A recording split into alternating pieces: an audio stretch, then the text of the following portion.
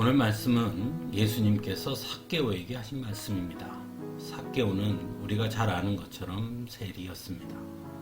그 당시 세리는 급여가 없었습니다. 다만 국가에 내는 세금보다 조금 더 걷어서 세금은 국가에 내고 그 나머지로 생계를 유지했습니다. 그러다 보니 일반 주민들이 볼 때에 세리가 걷어가는 세금이 자신의 배를 채우기 위한 것으로 보여질 수밖에 없었고, 그래서 세리를 도둑질하는 죄인으로 여겼습니다. 그런 삭개오가 예수님을 만났습니다. 그리고 예수님은 삭개오에게 놀라운 말씀을 하십니다. 바로 오늘은 내가 네 집에서 묵어야 하겠다라고 말씀하신 것이죠. 삭개오 옆에 있던 사람들은 예수님의 말씀을 듣고 깜짝 놀랄 수밖에 없었습니다.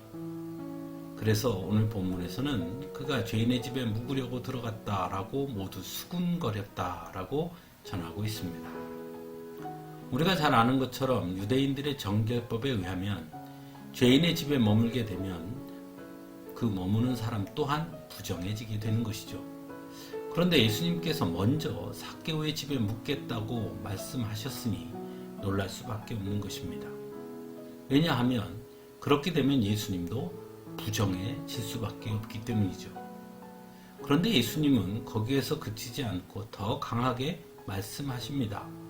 오늘 구원이 이 집에 이르렀다. 이 사람도 아브라함의 자손이다 라고 말입니다. 예수님의 이 발언은 수군거렸던 사람들의 입장에서는 도무지 받아들일 수 없는 말씀이었습니다.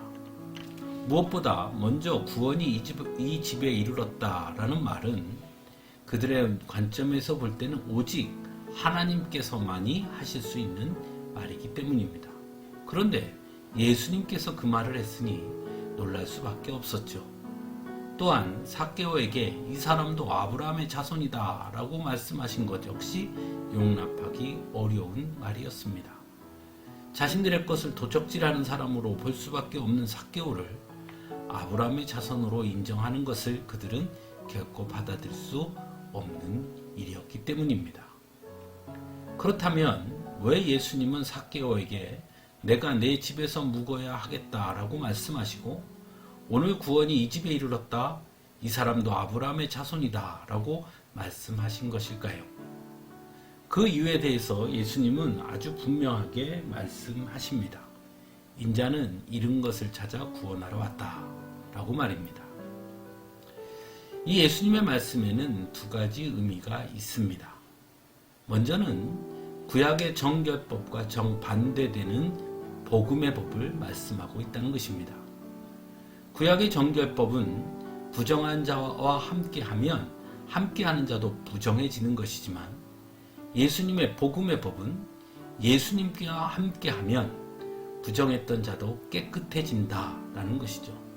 그래서 예수님께서 삭개오에게 내 집에 묵어야 하겠다 하는 말씀은 곧 가장 거룩하신 주님이 그와 함께하므로 그도 아브라함의 자손, 즉 거룩한 백성이 되게 하시겠다라는 말씀인 것입니다. 또한 그 말씀 속에는 큰 의미가 있지요. 즉 삭개오를 잃어버린 사람이라고 말씀하고 있다는 것입니다. 여기서 중요한 것은 잃어버렸다라는 표현입니다. 즉 원래는 하나님의 사람이었는데 잃어버린 사람이라는 것이죠. 그렇기 때문에 결코 포기할 수 없고 잃어버린 것을 찾았으니 오히려 기쁨이라고 말씀하고 있는 것입니다.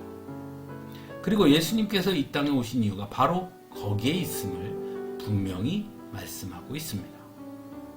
사랑하는 성도 여러분, 삭개오를 통해 세상 사람들은 그를 죄인이라고 평가하더라 하더라도 우리는 예수님께서는 결코 우리를 포기하지 아니하시는 분이라는 것을 삭개오를 통해 깨닫게 됩니다.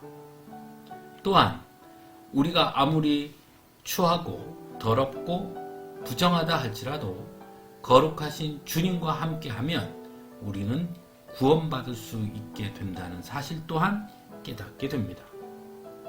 무엇보다 예수님께서는 여전히 이 땅에 많은 사람들이 구원받기를 원하시고 그래서 잃어버린 자들을 찾기 원하신다고 말씀하고 있다는 것입니다.